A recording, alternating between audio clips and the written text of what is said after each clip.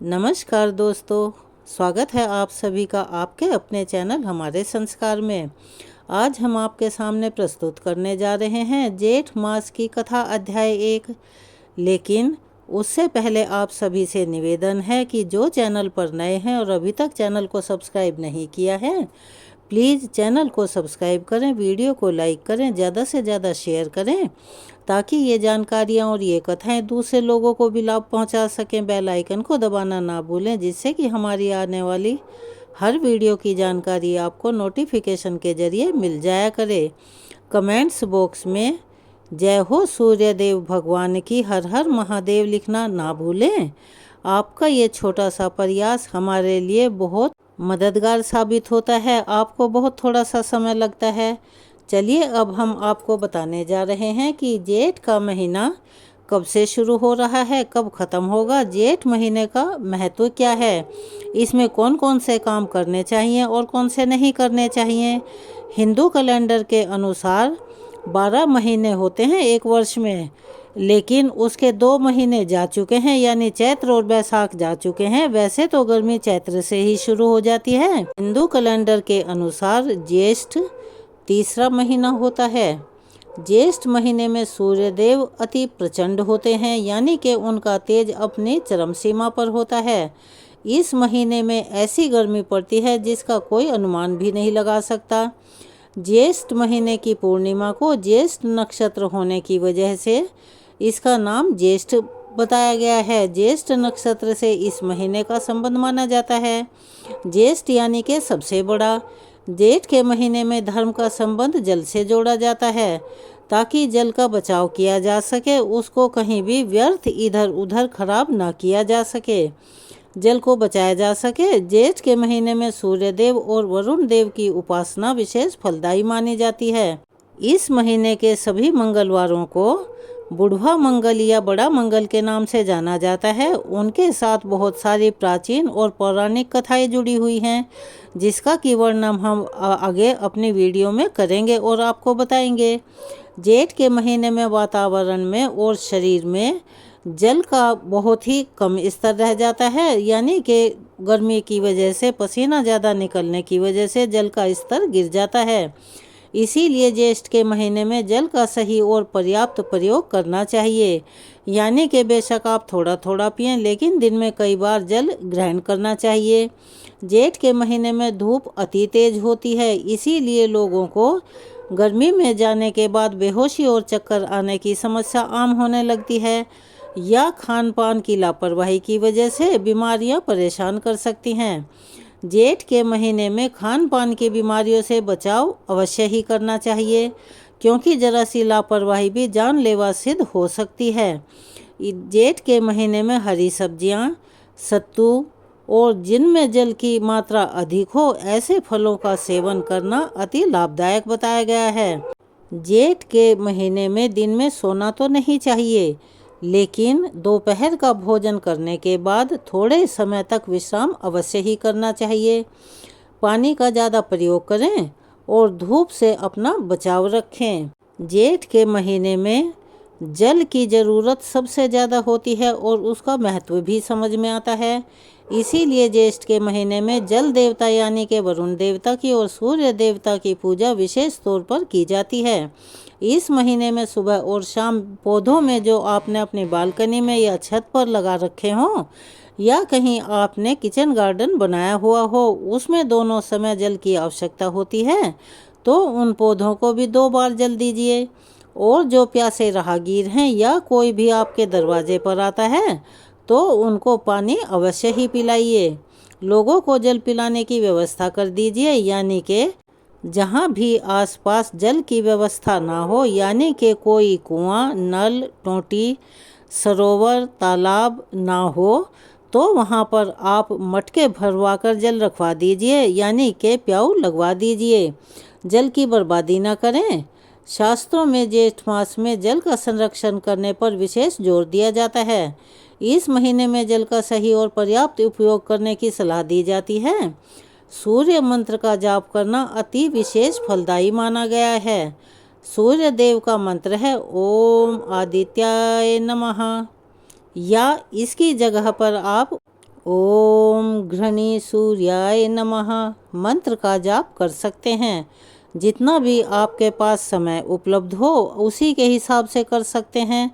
11 बार करें, 21 बार करें या 108 बार करें। अगर आपकी कुंडली में सूर्य ग्रह आपको परेशान कर रहा है, अच्छा फल नहीं दे रहा है, तो जेठ के महीने में हर रविवार को आपको व्रत रखना चाहिए।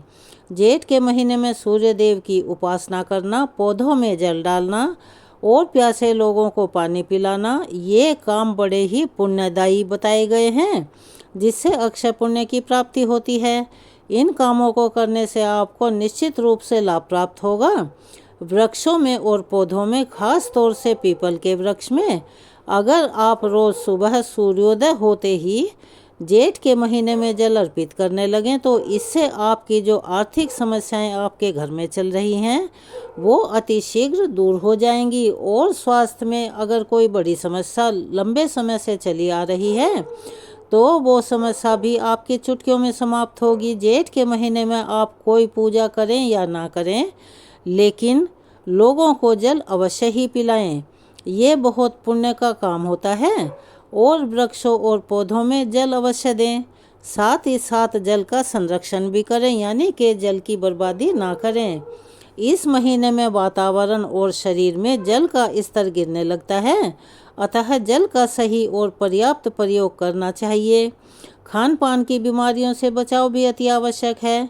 इसमें हरी सब्जियां, सत्तू जल वाले फलों का प्रयोग अति लाभदायी माना गया है। इस महीने में दोपहर का विश्राम करना भी लाभप्रद होता है।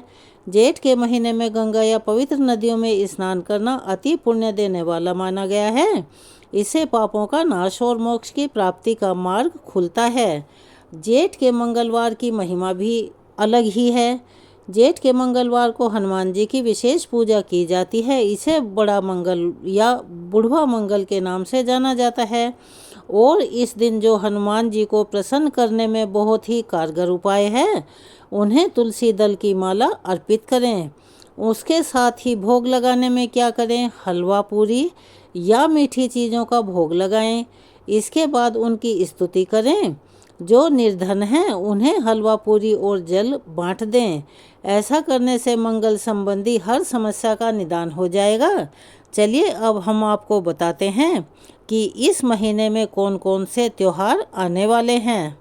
जेठ महीने की शुरुआत 13 मई यानी आज से हो गई है और यह 11 जून 2025 बुधवार को समाप्त होगा। जेठ माह के कृष्ण पक्ष की प्रतिपदा यानी कि प्रथमा तिथि 12 मई की रात को 10:25 से शुरू होकर 13 मई की रात 12:35 तक रहेगी और इसी आधार पर पंचांग के अनुसार जेठ मास की गणना 13 मई से मानी जाएगी। इसमें आने वाले मुख्य त्योहार हैं नारद जयंती 13 मई, 15 मई को वृषभ संक्रांति, 16 मई को संकष्टी चतुर्थी, 23 मई को अपरा एकादशी, 24 मई को शनि त्रयोदशी और प्रदोष व्रत, 26 मई को वट सावित्री व्रत, 27 मई को जेठ की अमावस्या और शनि जयंती। इस महीने की अमावस्या को खास माना जाता है। इस दिन पितरों के निमित्त पूजा पाठ की जाती है और इसी दिन शनि का जन्मदिन भी बताया जाता है कि इसी दिन उनका जन्म हुआ था। 5 जून को गंगा दशहरा, 6 जून को निर्जला एकादशी, 10 जून को वट पूर्णिमा व्रत और 11 जून को ज्येष्ठ की पूर्णिमा। पूर्णिमा के दिन स्नान दान का विशेष महत्व होता है। अब हम आपके सामने प्रस्तुत करने जा रहे हैं जेठ मास महात्म्य की कथा अध्याय 1। वेद आदि शास्त्रों के जानने वाले तथा अनेक विषयों के पारंगत विद्वान ब्राह्मण को स्वर्ण जटित झींगों वाली सैकड़ों गौओं को दान देने से जो पुण्य प्राप्त होता है, ठीक उतना ही पुण्य इस भविष्य महापुराण की उत्तम कथाओं के श्रवण करने से प्राप्त होता है। एक समय व्यास जी के शिष्य महर्षि सुमंतु तथा वशिष्ठ, पराशर, जैमिनी, याज्ञवल्क्य, गौतम, वैशंपायन, शौनक, अंगिरा और भारद्वाज आदि महर्षिगण पांडव वंश में समुत्पन्न महाबलशाली राजा शतानीक की सभा में गए। राजा ने उन ऋषियों का अर्घ आदि से विधिवत स्वागत सत्कार किया और उन्हें उत्तम आसनों पर बैठाया। तथा भली भांति उनका पूजन करके विनय पूर्वक इस प्रकार से प्रार्थना की कि हे महात्माओं, आप लोगों के आगमन से मेरा जन्म सफल हो गया है। आप लोगों के स्मरण मात्र से ही मनुष्य पवित्र हो जाता है। फिर आप लोग मुझे दर्शन देने के लिए यहाँ पधारे हैं, अतः आज मैं धन्य हो गया। आप लोग कृपा करके मुझे उन पवित्र एवं पुण्यमयी धर्मशास्त्र की कथाओं को सुनाएं, जिनके सुनने से मुझे परम गति की प्राप्ति हो। तब उन ऋषियों ने कहा, हे राजन, इस विषय में आप हम सब के गुरु साक्षात नारायण स्वरूप भगवान वेद व्यास जी से निवेदन करें। वे कृपालु हैं, सभी प्रकार के शास्त्रों और विद्याओं के ज्ञाता हैं, जिसके श्रवण मात्र से मनुष्य सभी पातकों यानी के पापों से मुक्त हो जाता है।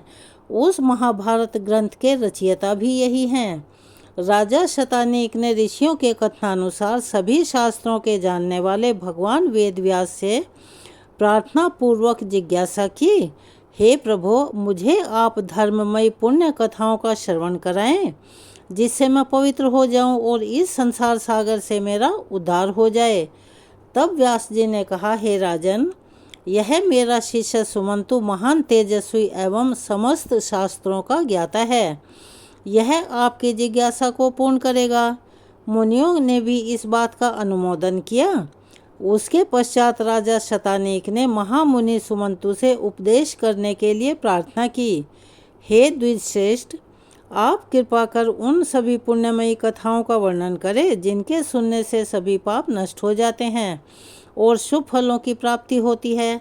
महामुनि सुमंतु बोले, राजन, धर्मशास्त्र सबको पवित्र करने वाले हैं। उनके सुनने से मनुष्य सभी पापों से मुक्त हो जाता है, चाहे वह इस जन्म के हों या पूर्व जन्म के हों। बताओ, तुम्हारी क्या सुनने की इच्छा है? राजा शतानीक ने कहा, ब्राह्मण देव, वे कौन से धर्मशास्त्र हैं जिसके सुनने से मनुष्य पापों से मुक्त हो जाता है? सुमंतु मुनि बोले, राजन, मनु, विष्णु, यम, अंगिरा, वशिष्ठ, दक्ष, संवर्त, शतातप, पराशर, आप स्तंभ, उष्णा, कात्यायन, बृहस्पति, गौतम, शंख, लिखित, हारीत तथा अत्रि आदि ऋषियों के द्वारा रचित मनवादी बहुत से धर्मशास्त्र हैं। इन धर्मशास्त्रों को सुनकर एवं उनके रहस्यों को भली भांति हृदय में जमाकर मनुष्य देवलोक में जाकर परम आनंद को प्राप्त करता है। इसमें कोई भी शंका नहीं है। शतानीक ने कहा, प्रभु, जिन धर्मशास्त्रों को आपने कहा है, इन्हें मैंने सुना है। अब इन्हें पुनः सुनने की इच्छा नहीं है। कृपा करके आप चारों वर्णों को कल्याण करने के लिए जो उपयुक्त धर्मशास्त्र हो, उसे मुझे बताएं। सुमंतु बोले, हे महाबाहो, संसार में निमग्न प्राणियों के उद्धार के लिए 18 महापुराण, श्री राम कथा तथा महाभारत आदि सदग्रंथ नौका रूपी साधन हैं। 18 महापुराणों तथा 8 प्रकार के व्याकरणों को भली भांति समझकर सत्यवती के पुत्र वेदव्यास जी ने महाभारत संहिता की रचना की, जिसके सुनने से मनुष्य ब्रह्म हत्या तक के पापों से भी मुक्त हो जाता है। इसमें 8 प्रकार के व्याकरण इस प्रकार हैं: बाह्य, इंद्र, याम्य, रौद्र, वायव, वारुण, सावित्र तथा वैष्णव, ब्रह्म, पद्म, विष्णु, शिव, भागवत, नारदीय, मार्कंडेय, अग्नि, भविष्य, ब्रह्मवैवर्त, लिंग, वाराह, स्कंद, वामन, कूर्म, मत्स्य, गरुड़ तथा ब्रह्मांड। ये 18 महापुराण हैं। ये सभी चारों वर्णों के लिए उपकारक हैं, यानी कि ये सभी का उपकार करते हैं। इनमें से आप क्या सुनना चाहते हैं? तब राजा शतानीक ने कहा, हे विप्र, मैंने महाभारत सुना है तथा श्री राम कथा भी सुनी है, अन्य पुराणों को भी सुना है, किंतु भविष्य पुराण नहीं सुना। अतः हे विप्र श्रेष्ठ, आप भविष्य पुराण को ही मुझे सुनाएं। इस विषय में मुझे जानने का महान कौतूहल है। तब सुमंतु मुनि बोले, राजन, आपने बहुत उत्तम बात पूछी है। मैं आपको भविष्य पुराण की कथा सुनाता हूँ, जिसके श्रवण करने से ब्रह्म हत्या आदि बड़े बड़े पाप नष्ट हो जाते हैं और अश्वमेध आदि यज्ञों का पुण्य फल प्राप्त होता है तथा अंत में सूर्यलोक की प्राप्ति होती है। इसमें कोई भी शंका नहीं है। यह उत्तम पुराण पहले ब्रह्मा जी द्वारा कहा गया है। विद्वान ब्राह्मण को इसका सम्यक अध्ययन कर अपने शिष्यों तथा चारों वर्णों के लिए उपदेश करना चाहिए। इस पुराण में श्रोत एवं स्मार्त सभी धर्मों का वर्णन हुआ है। यह पुराण परम मंगलप्रद, सद्बुद्धि को बढ़ाने वाला, यश एवं कीर्ति प्रदान करने वाला तथा परम पद मोक्ष को प्राप्त करवाने वाला है। इस भविष्य पुराण में सभी धर्मों का सन्निवेश हुआ है तथा सभी कर्मों के गुणों और दोषों के फलों का निरूपण किया गया है। चारों वर्णों तथा आश्रमों के सदाचार का भी वर्णन किया गया है, क्योंकि सदाचार ही श्रेष्ठ धर्म है, ऐसा श्रुतियों ने कहा है। इसीलिए ब्राह्मण को नित्य आचार का पालन करना चाहिए, क्योंकि सदाचार से विहीन ब्राह्मण किसी भी प्रकार वेद के फल को प्राप्त नहीं कर सकता। सदाचार पालन करने पर तो वह संपूर्ण फलों का अधिकारी हो जाता है, ऐसा इसमें कहा गया है। सदाचार को ही मुनियों ने धर्म तथा तपस्याओं का मूल आधार बताया और माना है।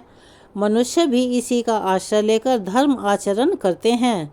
इस प्रकार इस भविष्य महापुराण में आचार का वर्णन किया गया है।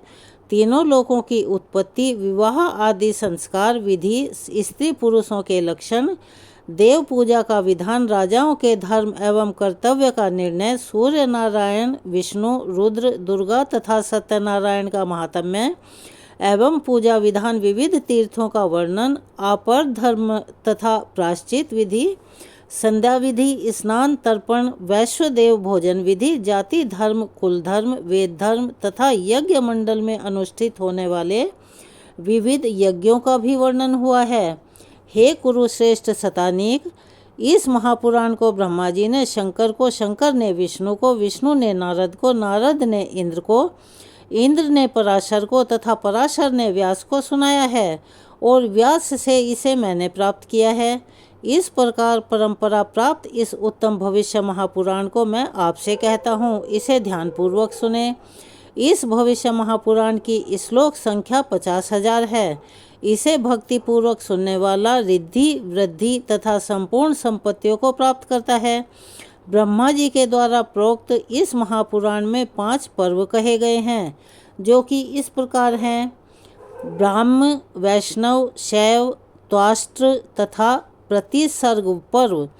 पुराण के सर्ग, प्रतिसर्ग, वंश, मनवंतर तथा वंशानुचरित ये 5 लक्षण बताए गए हैं तथा इसमें 14 विद्याओं का भी वर्णन है। 14 विद्याएं इस प्रकार से हैं: 4 वेद, ऋग्वेद, यजुर्वेद, सामवेद, अथर्ववेद, 6 वेदांग, शिक्षा, कल्प, निरुक्त, व्याकरण, छंद और ज्योतिष, मीमांसा, न्याय, पुराण तथा धर्मशास्त्र, आयुर्वेद, धनुर्वेद, गांधर्ववेद तथा अर्थशास्त्र। इन चारों को मिलाने से 18 विद्याएं होती हैं।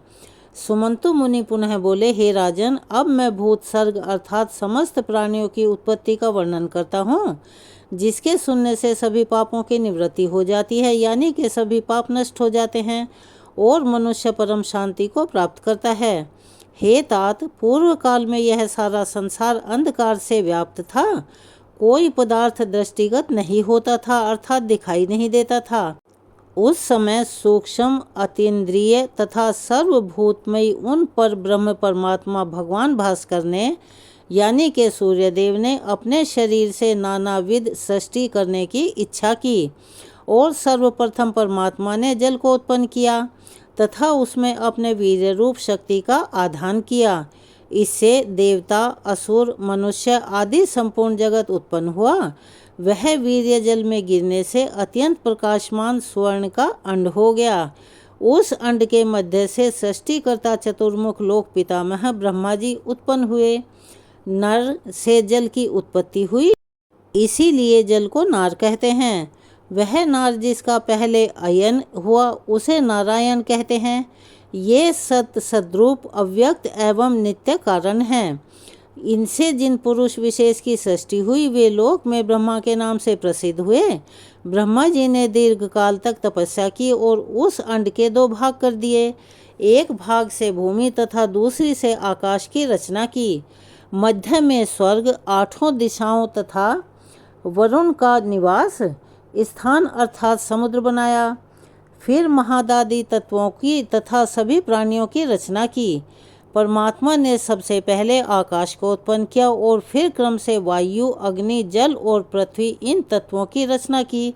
सृष्टि के आदि में ही ब्रह्मा जी ने उन सब के नाम और कर्म वेदों के निर्देश के अनुसार ही निवृत्त कर उनको अलग अलग संस्थाएं बना दी। इस प्रकार सभी संस्कारों का पालन करने के बाद भिक्षा में मिले स्वर्ण, चांदी अथवा अन्न ब्रह्मचारी को दे दें और इस प्रकार भिक्षा ग्रहण कर कर ब्रह्मचारी उसे गुरु को निवेदित कर दें और गुरु की आज्ञा पाकर पूर्वाभिमुख होकर आचमन कर भोजन करें। पूर्व की ओर मुख करके भोजन करने से आयु, दक्षिण मुख करने से यश, पश्चिम मुख करने से लक्ष्मी और उत्तर मुख करके भोजन करने से सत्य की वृद्धि होती है। एकाग्रचित हो उत्तम अन्न का भोजन करने के अनंतर आचमन कर अंगों को आँख, कान, नाक, काजल से स्पर्श करें। अन्न की नित्य स्तुति करनी चाहिए और अन्न की निंदा किए बिना भोजन करना चाहिए। उसका दर्शन कर संतुष्ट एवं प्रसन्न होना चाहिए और हर्ष और खुशी के साथ भोजन करना चाहिए, क्योंकि भोजन जितना खुशी और आनंदित होकर किया जाता है उतना ही उसका शरीर को फायदा मिलता है। पूजित अन्न के भोजन से बल और तेज की वृद्धि होती है और निंदित अन्न के भोजन से बल और तेज दोनों नष्ट हो जाते हैं। इसीलिए हमेशा उत्तम अन्न का भोजन करना चाहिए। उच्छिष्ट यानी कि झूठा किसी को नहीं देना चाहिए तथा स्वयं भी किसी का झूठा नहीं खाना चाहिए। भोजन करके जिस अन्न को छोड़ दें उसे फिर से ग्रहण ना करें, अर्थात बार बार छोड़ कर भोजन ना करें। एक बार बैठकर तृप्तिपूर्वक भोजन कर लेना चाहिए। जो पुरुष बीच बीच में विच्छेद करके लोभवश भोजन करता है उसके दोनों लोग नष्ट हो जाते हैं, जैसे धनवर्धन वैश्य के हुए थे। राजा शतानीक ने पूछा, महाराज आप धनवर्धन वैश्य की कथा सुनाइए, मेरा उसे सुनने का बहुत मन है। उसने कैसा भोजन किया था और उसका क्या परिणाम हुआ? सुमंतु मुनि ने कहा, राजन सतयुग की बात है। पुष्कर क्षेत्र में धन धान्य से संपन्न धनवर्धन नामक एक वैश्य रहता था। एक दिन वह ग्रीष्म ऋतु में मध्याह्न के समय वैश्वदेव कर्म संपन्न करके अपने पुत्र मित्र तथा बंधु बांधवों के साथ भोजन कर रहा था। इतने में ही अचानक उसे बाहर से एक करुण शब्द सुनाई दिया। उस शब्द को सुनते ही वह दयावश भोजन को छोड़कर बाहर की ओर दौड़ पड़ा, किंतु जब तक वह बाहर पहुंचा वह आवाज़ बंद हो चुकी थी। फिर वह वापस लौटकर आया और उस वैश्य ने पात्र में जो छोड़ा हुआ भोजन था उसे खा लिया। भोजन करते ही उस वैश्य की मृत्यु हो गई और इसी अपराधवश परलोक में भी उसकी दुर्गति हुई। इसीलिए छोड़े हुए भोजन को फिर कभी नहीं खाना चाहिए, अधिक भोजन भी नहीं करना चाहिए। इससे शरीर में अत्यधिक रस की उत्पत्ति होती है, जिससे प्रतिशयाय, जुकाम, मंदाग्नि, ज्वर आदि अनेक रोग उत्पन्न हो जाते हैं। अजीर्ण हो जाने से स्नान, दान, तप, होम, तर्पण, पूजा आदि कोई भी पुण्य कर्म ठीक से संपन्न नहीं हो पाते। ज़्यादा भोजन करने से अनेक रोग उत्पन्न होते हैं, आयु घटती है और लोक में निंदा का कारण बनते हैं तथा अंत में सद्गति भी नहीं होती। उच्छिष्ट मुख से कहीं जाना भी नहीं चाहिए, सदा पवित्रता से रहना चाहिए। पवित्र मनुष्य यहाँ सुख से रहता है और अंत में स्वर्ग में जाता है। तब राजा ने पूछा, मुनीश्वर ब्राह्मण किस कर्म के करने से पवित्र होता है, इसका भी आप वर्णन करें। सुमंतु मुनि बोले, हे राजन, जो ब्राह्मण विधि पूर्वक आचमन करता है वह पवित्र हो जाता है और सत्कर्मों का अधिकारी हो जाता है। आचमन की विधि यह है कि हाथ पांव धोकर पवित्र स्थान में आसन के ऊपर पूर्व अथवा उत्तर की ओर मुख करके बैठें। दाहिने हाथ को जानु के भीतर रखकर दोनों चरण बराबर रखें तथा अपनी शिखा यानी के चोटी में गांठ लगाएं और फिर उष्णता और झाग से रहित शीतल जल एवं निर्मल जल से आचमन करें।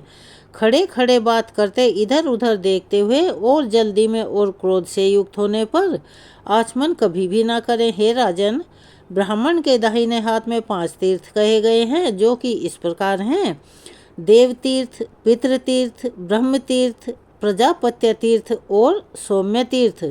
अब आप इनके लक्षणों को भी सुने। अंगूठे के मूल में ब्रह्म तीर्थ होता है, कनिष्ठिका के मूल में प्रजापत्य तीर्थ होता है, अंगुलियों के अग्रभाग में देव तीर्थ होता है, तर्जनी और अंगुष्ठ के बीच में पितृ तीर्थ होता है और हाथ के मध्य भाग में सौम्य तीर्थ होता है, जो कि देव कर्म में प्रशस्त माना गया है। देवार्चा ब्राह्मण को दक्षिणा आदि कर्म देव तीर्थ से, तर्पण पिंडदान आदि कर्म पितृ तीर्थ से, आचमन ब्रह्म तीर्थ से, विवाह के समय लाज होम आदि और सोमपान प्रजापत्य तीर्थ से, कमंडलु ग्रहण दधि प्राशन आदि कर्म सौम्य तीर्थ से करें। ब्रह्म तीर्थ से उपस्पर्शन सदा श्रेष्ठ माना गया है।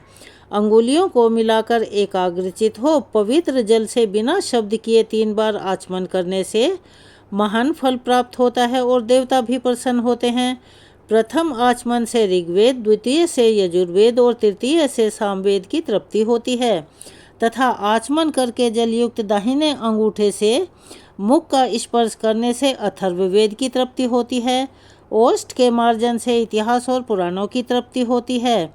मस्तक में अभिषेक करने पर भगवान रुद्र प्रसन्न होते हैं। शिखा के स्पर्श से ऋषिगण और दोनों आँखों के स्पर्श से सूर्य, नासिका के स्पर्श से वायु, कानों के स्पर्श से दिशाएं, भुजा के स्पर्श से यम, कुबेर, वरुण, इंद्र तथा अग्निदेव तृप्त होते हैं। नाभि और प्राणों की ग्रंथियों के स्पर्श करने से सभी तृप्त हो जाते हैं। पैर धोने से विष्णु भगवान, भूमि में जल छोड़ने से वासुकी आदि नाग तथा बीच में जो जल बिंदु गिरते हैं उनसे 4 प्रकार के भूत ग्राम की तृप्ति होती है। अंगुष्ठ और तर्जनी से नेत्र, अंगुष्ठ तथा अनामिका से नासिका, अंगुष्ठ एवं मध्यमा से मुख, अंगुष्ठ और कनिष्ठिका से कान, सब अंगुलियों से भुजाओं का, अंगुष्ठ से नाभि मंडल तथा सभी अंगुलियों से सिर का स्पर्श करना चाहिए। अंगुष्ठ अग्नि रूप है, तर्जनी वायु रूप, मध्यमा प्रजापति रूप, अनामिका सूर्य रूप और कनिष्ठिका इंद्र रूप है। इस विधि से ब्राह्मण के आचमन करने पर संपूर्ण जगत देवता और लोग तृप्त हो जाते हैं। ब्राह्मण सदा पूजनीय हैं क्योंकि वह सर्व देवमय है। ब्रह्म तीर्थ, प्रजापत्य तीर्थ अथवा देव तीर्थ से आचमन करें, परंतु पितृ तीर्थ से कभी भी आचमन नहीं करना चाहिए। आचमन का जल हृदय तक जाने से, ब्राह्मण की कंठ तक जाने से, अक्षत्रिय और वैश्य की जल के प्राशन से तथा शूद्र की जल के स्पर्श मात्र से शुद्धि हो जाती है। आज के वृतांत को हम यहीं विराम देते हैं। इसके आगे का वृतांत कल हम अपनी दूसरी वीडियो में सुनाएंगे। कृपया उसे भी अवश्य ही सुनिएगा और इन कथाओं को, कहानियों को पढ़कर अपनी प्रतिक्रिया कमेंट्स बॉक्स में ज़रूर दिया कीजिए, क्योंकि हमें उससे पता लगता है कि हम कहाँ पर सही हैं और कहाँ गलत हैं। अगर आप इसमें कुछ बदलाव करना चाहते हैं या बदलाव चाहते हैं तो वह भी हमें लिखकर बताइए, हमें अच्छा लगेगा। अगर आप चैनल पर नए हैं और अभी तक चैनल को सब्सक्राइब नहीं किया है तो प्लीज़ चैनल को सब्सक्राइब करें, वीडियो को लाइक करें, ज़्यादा से ज़्यादा शेयर करें, बेल आइकन को भी दबाना ना भूलें। कमेंट्स बॉक्स में जय श्री कृष्णा, हर हर महादेव लिखना ना भूलें। अपना सहयोग और प्यार हमें ऐसे ही प्रदान करते रहें। जय श्री हरि, धन्यवाद।